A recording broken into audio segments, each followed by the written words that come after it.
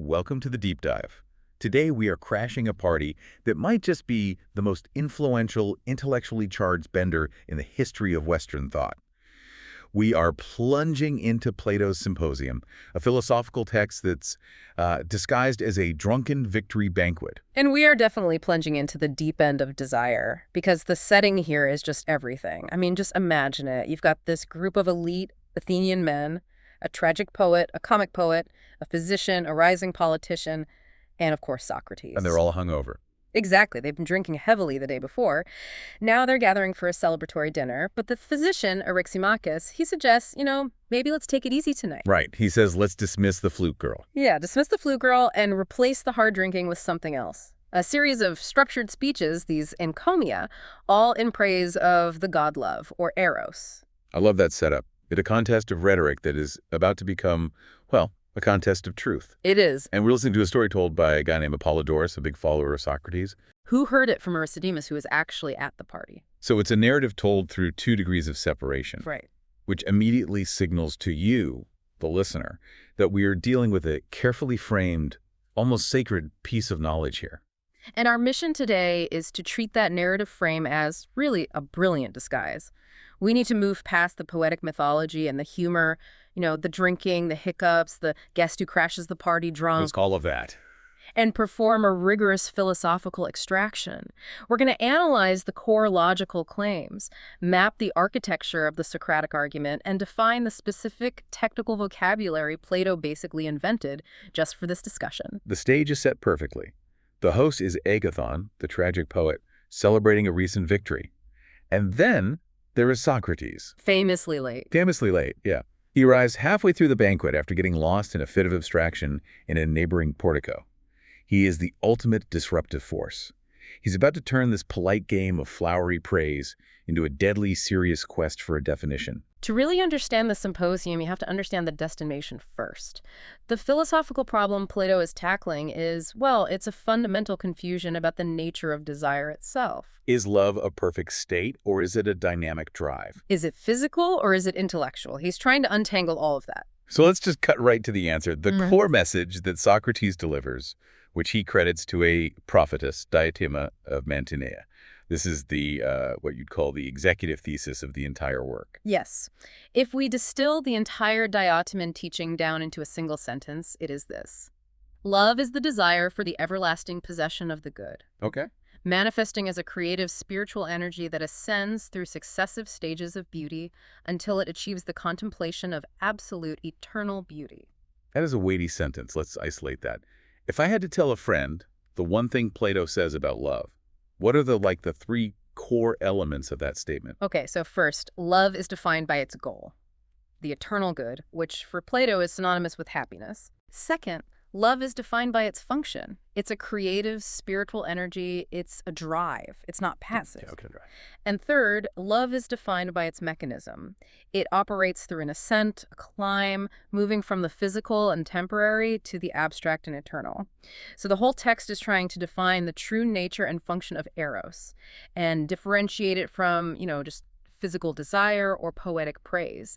It establishes it not as a finished deity, but as a mediating great spirit, a daemon. Wait, daemon. That sounds like demon. We hear that term used in the intro and it's confusing. Oh, yeah. Can you just quickly anchor that term for us right now? Absolutely, and it's a really important distinction. Think of a daemon or a spirit here not as a demon, but simply as a mediator, a bridge. Okay. The Greeks believed the divine and the mortal couldn't mingle directly. There's a chasm between them. So you need something in the middle, a daemon, to carry messages and prayers up to the gods and to bring commands and gifts down to men. Yeah. So love is the messenger. Love, according to Diotima, performs this exact mediating function. It's what connects our messy mortal striving to the perfect divine world. That immediately reframes the whole conversation. Love isn't the perfect prize, it's the imperfect messenger who facilitates the quest. Precisely. And the genius of Socrates is that he first had to just destroy the previous speaker's definitions of love as some kind of perfect prize. Right, yeah. Which brings us to the logical reconstruction, the famous dialectical pivot where Socrates takes down the rhetorically beautiful speech of his host, Agathon. Agathon had claimed love was the youngest, fairest, and most perfect god. Socrates uses a series of simple questions to show that this just cannot be true. Can you lay out the necessary argument in standard form? Okay, so we begin with the absolute foundation of any Socratic investigation, which is definition. P1, love is of something. Love is essentially a relational desire. It is the desire of something. Hmm. Socrates gets Agathon to admit that you can't simply desire, you must desire X. Right. Just as a father is a father of a son, love is the desire of something desirable. That seems pretty solid and hard to refute. It establishes love as a relationship, not just a substance in a vacuum. Correct. Then comes P2. Desire implies lack. Whoever desires something must necessarily lack or be in want of that thing, either presently or in the future. Okay, hold on. This premise is where it gets tricky. It is. This is the intellectual sleight of hand that's so crucial. Agathon tries to object. He says, but what if I am strong and I desire to be strong? That's a good challenge. I mean, if I possess something perfectly and I still desire it, how can I be lacking it? Socrates' rebuttal is just brilliant. He says that the strong man, desiring strength, doesn't desire the strength he currently has. He desires the continuance or the preservation of that strength in the future. And that future possession is, by definition, something he currently lacks. I see. So the inference that he who desires something is in want of something is absolutely and necessarily true. Desire, by its very nature, it has to originate from a place of lack. If you possess something perfectly, you can't desire it. So if love is a seeking, it has to be, because love doesn't fully possess what it seeks. It's a state of perpetual becoming, not just of being. Exactly. Which leads to P3. Love desires beauty good. Agathon readily accepts this. I mean, he'd already claimed in his own speech that the love of the beautiful set in order the empire of the gods. Okay, so love desires the beautiful and the good. Which leads to the unavoidable C, conclusion. Therefore, love itself is neither beautiful nor good, but rather exists in a state of perpetually wanting and seeking them. Wow. If love is seeking beauty and goodness, love cannot already be beauty and goodness. It cannot be a perfect God because gods are defined as wholly beautiful and happy. That's the ultimate twist. The most eloquent defense of love, the one that makes love seem perfect, is precisely the one that allows Socrates to demonstrate that love is inherently imperfect. A restless seeker. A bridge. And this logically necessary conclusion is what allows Diotima to introduce the true, specific nature of Eros. She uses very specific technical terms to describe this mean state. To follow the rest of the argument, we have to master her conceptual glossary. These definitions, they really redefine human motivation. Let's be really clear on these terms then, because they're essential to understanding the Socratic approach. First, Eros, love. As we've established, it is defined not as a god, but as a great spirit, a daemon, intermediate between mortal and divine. The text then clarifies his parentage. He is the son of plenty or resource, poros, and poverty or want, penia. Poros and Pinea. That parental dynamic must be critical. What does that tell us about love's character? It tells us everything. Since he's the son of plenty, he is resourceful, he's bold, he's keen in the pursuit of wisdom. Okay. But since he is the son of poverty, he's perpetually poor, squalid, shoeless, and lying on the ground. Love literally embodies the state of desiring what you don't fully possess. But having the intellectual resource and drive to go after it. That's it. Diotima says he is full and starved by turns, always scheming and hunting after the good. So the fundamental feeling of love is this restlessness spurred by ambition. That makes a lot of sense. What about the human relationships that start this whole process? Well, for that, we have to consider the distinction that Pausanias introduces, which really sets up the ethical groundwork for all this. He talks about the common Aphrodite love. The common love. Yeah, this is the popular and common love.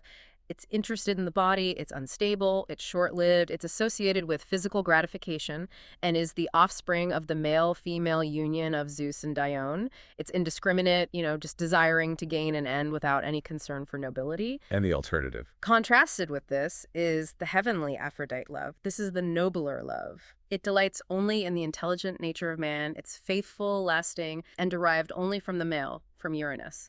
Pausanias associates this explicitly with love for the sake of virtue and wisdom. So that distinction, body versus mind, is the ethical stepping stone toward the Socratic ideal. It's the first rung on the ladder, really. That division of focus, from body to mind, is crucial to the whole ascent. Let's go back to the concept of the daemon again. How does that intermediary status define human life? The term is daemon, spirit. It's defined as an intermediate power, a mediator between the divine and the mortal, spanning that chasm between them. The source text is really clear on this. It says, "For God mingles not with man, but through love, all the intercourse and converse of God with man, whether awake or asleep, is carried on. So if love is a daemon, then love is the mechanism that ensures the mortal is always aware of and striving toward the divine. Right. And since love is always striving, he must be perpetually in a state of learning. Which brings us to the technical term for this not quite knowing state. Which is? Right opinion, doxa. This is defined as a mean, a middle ground between ignorance and knowledge. Diotima explains that right opinion is when you attain the truth, but you are incapable of giving a reason for it. So you know something is true, but you can't prove it yet. Exactly. It's contrasted with true knowledge, which requires rational justification, and ignorance, which can't attain truth at all.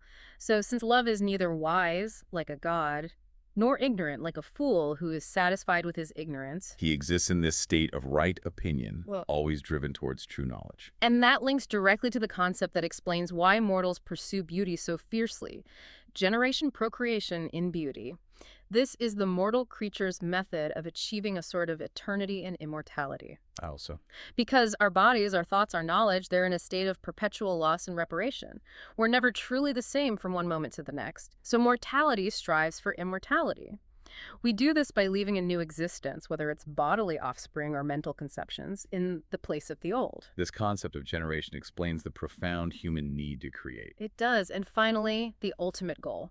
Absolute beauty. This is the final vision that the initiated lover perceives. It's described as a nature that is everlasting, simple, pure, unalloyed, non-relative, and the single science that is the cause of all other perishing beauties. It's divorced from space, time, or mortality. It's the unchangeable standard against which all other beauty is just a reflection. The ultimate unchanging truth. The goal of the entire quest. And that leads us to the mechanism of the quest itself. The ladder of love. This is probably the most profound and often misunderstood passage in the whole dialogue. It outlines the upward trajectory of desire. This is the pedagogical explication that Diotima reveals to Socrates as the greater mysteries. Okay, this is the crux quote. Diotima instructs, "He who has been instructed thus far in the things of love, and who has learned to see the beautiful in due order and succession, when he comes toward the end, will suddenly perceive a nature of wondrous beauty. And the true order of going, or being led by another to the things of love, is to begin from the beauties of earth and mount upwards for the sake of that other beauty, using these as steps only." This is the roadmap. It defines the ascent through 6 increasingly abstract stages of recognizing beauty's unity. The central idea is that the beautiful physical things we first encounter are not the destination. They're just the steps. They're merely the steps to the true source of beauty. So what does this journey actually look like? Walk us up the ladder. Stage 1. Love of one beautiful body. This is the initial starting point, typical of youth, focusing intensely and passionately on a single physical form. Right. The text is explicit, though. It says the lover should use this love to create fair thoughts and develop virtue in the beloved. So it starts sensual, but that's just the spark for intellectual activity. The physical form is basically the gateway drug to philosophy. That's a good way to put it, yes. Yeah. So stage 2, love of all beautiful forms. The lover, guided by reason, realizes that the beauty of one body is akin to the beauty of another. And that if he's serious about beauty, it's just foolish to limit himself to one form. He has to realize that the beauty in every physical form is fundamentally the same. That diminishes the obsession with one single person. The realization is unity across physical space. And from there. Stage 3, love of beautiful mind souls. This is a critical pivot. The lover shifts entirely. He realizes that the beauty of the mind, of virtue and intellect is more honorable than the beauty of the outward form. A beautiful soul is superior to just physical comeliness. Right. The new goal is to tend and improve that soul, focusing on the quality of their character and their thoughts. This is where we really transcend the common definition of attraction. You're loving the internal virtue, the intellectual potential. Yes. But the ascent doesn't stop with the individual. This is a huge leap. Stage 4. Love of beautiful institutions laws. The lover is now compelled to contemplate and see the beauty of institutions and laws. Wait, what? Yeah. Understanding that the inherent beauty of systems that order and improve society, justice, good governance, constitutions is of one family with individual virtue. That is a massive jump. How does Plato connect appreciating a beautiful mind to appreciating a tax law or a constitution? Why is civic creation the next logical step? Because the beauty of a single soul is fragile and temporary, but the beauty of a law, an institution, a just social structure, that's more comprehensive, it's more lasting, and it affects more people. It is a more powerful and immortal expression of virtue. So if you truly love goodness, If you truly love goodness, you seek to manifest it in the most universal and lasting way possible. This connects the pursuit of love directly to political action and civic duty. incredible. And after that, Stage 5. Love of science's notions. The pursuit of beauty now encompasses pure, abstract thought and knowledge. The lover appreciates the vast sea of beauty found in abstract concepts, appreciating the universal principles that govern reality itself. Mathematics, philosophy, the structure of the cosmos. At this point, the lover is fully devoted to the intellectual life. and the final stage. Stage 6. The vision of absolute beauty. This is the final, sudden revelation of that single, everlasting source, everlasting, simple, pure, and divorced from any physical manifestation. Daitima emphasizes that the goal is not to see a beautiful image, But to see beauty itself. to see beauty itself. And in this contemplation, the lover brings forth not images of beauty, but realities, achieving true spiritual immortality. Let's use that analogy from the source material right now to really ground this idea for everyone. Okay. Think of the entire ascent as moving from studying a single reflected image to beholding the eternal light source itself. You start by examining a single beautiful lamp. That's stage 1. Right. One body. Soon you realize that many lamps share the same quality of luminescence. That's stage 2. Then you move on to appreciating the engineering, the intricate electrical grid, the rules governing light distribution. Stages 3 and 4, the mind and the loss. Right. Then you study the physics of illumination, optics, pure energy. That's stage 5. Finally, you transcend all mechanisms and physical objects to behold the source of all light, the eternal sunlight. That is the single everlasting source. Absolute beauty, stage 6. You move from particular perishing beauties to the eternal, simple cause of all beauty. That is incredibly clear. The object of love changes not in kind, but in scope and purity, leading the soul out of the chaos of the banquet and into the light of ultimate truth. Now that we know the ultimate philosophical destination, let's backtrack to the banquet itself and explore the earlier speeches. Because these weren't just filler, right? Each speaker contributes a partial truth, a stepping stone that Socrates will eventually synthesize. Absolutely. We begin with Phaedrus, who kicks the whole thing off. He provides the mythological and ethical perspective, arguing that love is the eldest and the most potent moral force. He uses ancient authorities like Hesiod and Parmenides to claim love is the eldest of the gods. What's his specific contribution to the definition of eros? His key insight is the connection between love and the sense of honor and dishonor. Phaedrus claims that if you could form a state or an army, a polis, or a phalanx composed entirely of lovers and their beloveds, they would be invincible. Why? Because a lover would die 1,000 deaths rather than be seen by the beloved committing a cowardly or mean act. Love, for him, is the supreme source of virtue and shame. He illustrates this beautifully with some heroic myths, contrasting the ones who are rewarded with the ones who are punished. He does. He points to Alcestis. When her husband Admetus was doomed to die, she was the only one willing to sacrifice her life for his. The gods, recognizing the pure and noble nature of her love, were so impressed they granted her the privilege of returning alive to earth. Love that leads to self-sacrifice is divine. Okay. Conversely, he points to Orpheus, the musician. He went down to the underworld for his wife, Eurydice, but because he was unwilling to die for her, he lacked the spirit, he just wanted to charm his way past the gods. He was mocked with an apparition of his wife and suffered a miserable end. So the gods honor the noble deed, not the charming but cowardly pursuit. Right.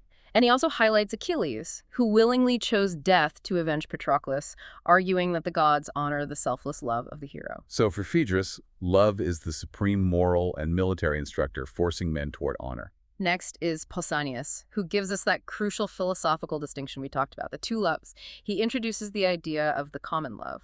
Focused on the body, short-lived, indiscriminate. Versus the heavenly love, which is focused on the intelligent mind, wise, and lasting. He says actions aren't inherently good or evil, but are judged by the manner of their performance. So seeking physical gratification isn't necessarily bad, but if that's the only goal, it's low and common because it just vanishes when the bloom of youth is over. Precisely. The heavenly love, however, seeks virtue, wisdom, and the intelligent nature of the person. It's a lifelong devotion. But Pausanias doesn't stop there. He provides a fascinating societal insight on this distinction. Okay. He notes that Athens encourages the pursuit of heavenly love because a voluntary service to be rendered for the sake of virtue and wisdom is permitted. This noble pursuit benefits the state. And he contrasts this with the actions of tyrants. Wait, How does love become a political danger? Well, tyrants fear strong bonds between noble citizens because strong, virtuous attachments inspire loyalty to ideals higher than the ruler. He specifically cites the example of the lovers Harmodius and Aristobeiton, whose relationship led them to overthrow the Athenian tyranny. Wow. So the pursuit of noble love has profound implications for civic freedom, for virtue, and for political stability. It's the training ground for the ideal citizen. Love, then, is a force for civic virtue or political chaos, depending on whether it is common or heavenly. It's a very sophisticated layer. It is. Okay, the third speaker is Eryximachus, the physician, and he takes the discussion from the ethical and political realm and expands it to a universal cosmic principle. He does. He extends the two loves distinction to encompass all things, including animals, plants, and the physical body. Love, to him, is a universal physical and medical force, the reconciliation of opposites. The scientific application, what does medicine have to do with love? Eryximachus argues that medicine's role is to manage these two opposing loves, the good and healthy versus the bad and diseased within the body. His task is to discern the healthy elements, which are loving friends that aid the body, from the diseased elements, which are hostile, and then persuade the body to accept the good loves and reject the others. The art of medicine is to reconcile the most hostile elements in the constitution and make them loving friends.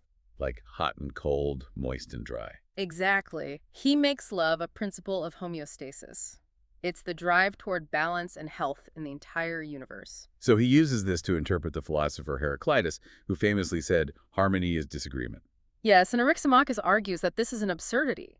Harmony cannot be discord. It must rather be spoken of as a harmony which succeeds opposites, like different musical notes, higher or lower pitch, that were once different but are now reconciled into a beautiful rhythm by the art of music.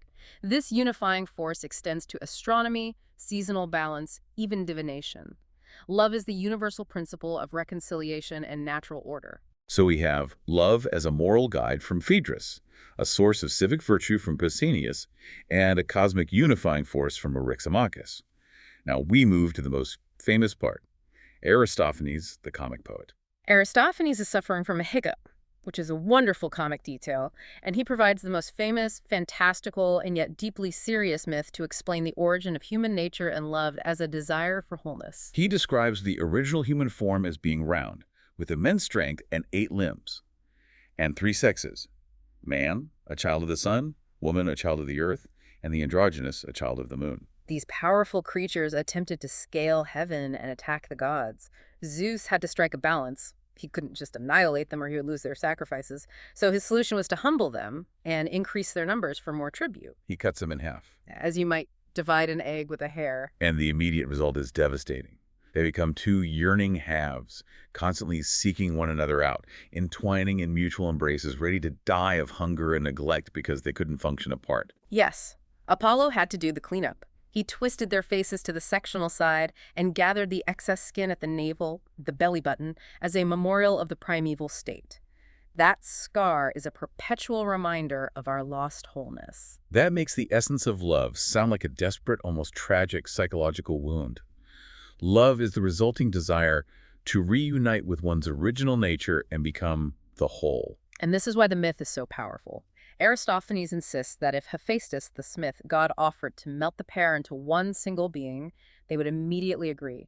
They would acknowledge that this total union, this melting into one instead of two, was the very expression of his ancient need. The pursuit of the whole is called love. It gives Eros its metaphysical weight. Love isn't just attraction, it's the longing for ontological completion. It explains the intensity of human passion as an attempt to heal an ancient wound. Which brings us to Agathon, our host, who delivers the most rhetorically polished, high-flown speech, the poetic zenith. He claims that love is the youngest, fairest, and most blessed god. Agathon says love is the source of all harmony among the gods, claiming love is temperate, courageous, even conquering Ares, the god of war, just and wise, being the source of all arts and poesy. It is a beautiful speech. He argues that love exists only since the dark deeds of necessity ended. But as we discussed, it's perfect rhetoric, not truth. Socrates immediately notes that the speeches so far have attributed praise, whether it was true or false. And that leads directly into the necessary dialectic, which we analyzed earlier. Right. Agathon's elegant description of love's perfection is fundamentally flawed because it confuses love, the seeker, with the beloved, the perfect object. So the stage is now cleared. We've used Socratic logic to prove that love is a seeker, the son of poverty and plenty. Now let's revisit the grand narrative of Diotima's teaching, which explains what this daemon actually does. We established that love is a philosopher because wisdom is beautiful, and love, lacking perfect beauty, desires it. He exists in that mean state of right opinion. So, if love is the perpetual seeking of the beautiful, what is the ultimate goal of that seeking? The ultimate goal, as we said, is the desire for the everlasting possession of the good, which equals happiness. And since mortals are constantly in a state of flux, our body, our thoughts, our knowledge, our desires are always coming and going, the mortal creature strives for immortality. We can't be immortal in the divine sense, so we achieve a sort of functional immortality through generation in beauty. This idea of generation and beauty is the mechanism of human creativity. The presence of beauty is propitious. It allows the conceiving power to bear fruit. Exactly. And Diotima anchors this truth in animal instinct. She notes the puzzling question: why do animals risk everything, tormented by hunger, fighting the strongest for their offspring? The answer is their raw, unconscious instinct for immortality. They are seeking to be everlasting by leaving a new existence in the place of the old. This mechanism of succession, or substitution, is how the mortal partakes of immortality. But Diotima quickly pivots to the higher, more lasting form of creation, pregnancy in the soul. This is the crux of the Socratic synthesis. She contrasts those who are pregnant in the body only, who beget mortal children to preserve their memory, with those who are more creative in their souls. And these are the soul's conceptions of wisdom and virtue. Poets, artists, inventors, and most importantly, legislators. Why are legislators so important in this ranking? Because the mental children laws, works of art, systems of governance, are fairer and more immortal than human offspring. They grant true everlasting fame. A mortal child will die, but the laws and institutions that shape a civilization can last for millennia. So she gives examples. Concrete examples. Who would not prefer the mental children of Homer or Aeschylus? More pointedly, who would not rather have the children left by great legislators like Lycurgus, who left laws that saved Sparta, or Solon, the revered father of Athenian laws? She says temples are raised in honor of those who leave immortal mental children, which were never raised in honor of anyone for the sake of his mortal children. The creative impulse of the human race is revealed to be a drive for immortality through intellectual legacy, spurred on by the contemplation of beauty in the world. It reframes the entire quest for knowledge and civic order as a form of noble, lasting love. So we have this perfect intellectual ideal, the ladder of love, the pursuit of the immortal soul. It's almost too clean. Does Plato ever show us how this ideal works in the messy, drunken reality of human life? He absolutely does, and it happens immediately. Just as Socrates concludes the greater mysteries, the door bursts open. And in comes the drunken Alcibiades. The most beautiful, charismatic, and spoiled politician in Athens, covered in ivy and making a ton of noise. The arrival of Alcibiades is just a stroke of dramatic genius. He is completely intoxicated, and he provides the necessary chaos and the real-world commentary on the ideal philosophical life. He refuses to praise love. Instead, he insists on praising Socrates, the man who embodies the philosophy we just heard described. Alcibiades' encomium of Socrates is famous because he compares Socrates to the busts of Silenus. These statues were ugly and rustic on the outside, like the satyr, but when you opened them, they revealed divine and golden images within. He is physically ugly, but within him reside the divinest truths. It's a perfect metaphor for the Socratic method itself, plain, simple, and dialectical on the surface, but profoundly revealing underneath. He also compares Socrates to Marsyas, the great flute player. Marsyas charms souls with instruments. Socrates does the same with words alone. Alcibiades confesses that Socrates is the only person who makes him feel ashamed, who makes him realize he's neglecting his soul by busying himself with the mean and miserable life of Athenian popularity and politics. This is the sting of philosophy. He describes Socrates as a far more wonderful flute player than Marsyas, because Socrates doesn't need the flute. His words, even when repeated imperfectly by others, amaze and possess the souls of every man, woman, and child. That just demonstrates the incredible power of true wisdom over mere rhetoric. And this leads to the ultimate practical demonstration of the ladder of love, Socrates' unconquerable temperance. Alcibiades narrates his completely failed and really quite brazen attempts to seduce Socrates to gain lessons of wisdom. He tried everything. inviting him to supper and forcing him to stay, wrestling with him to gain proximity. And even brazenly sleeping under his cloak on a cold winter night, completely exposed and vulnerable. Yes, Alcibiades confesses he laid with Socrates as if they were lovers, trying to exchange his physical beauty for the wisdom he believed Socrates possessed. And yet Socrates rebuffed him with that classic Socratic irony, equating the exchange of physical beauty for spiritual wisdom as trading gold in exchange for brass. Socrates' detachment was absolute. The philosopher, pursuing absolute beauty, is immune to physical temptation. Alcibiades wakes up feeling as if he had risen from the couch of a father or an elder brother. It's the highest compliment to Socrates' virtue. And this physical detachment is supported by military anecdotes as well.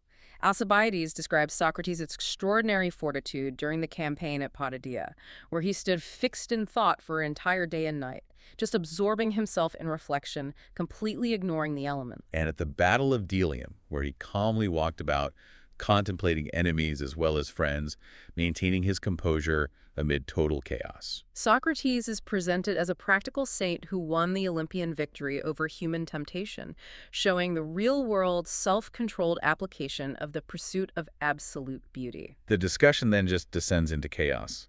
Alcibiades' entry leads to a new round of heavy drinking.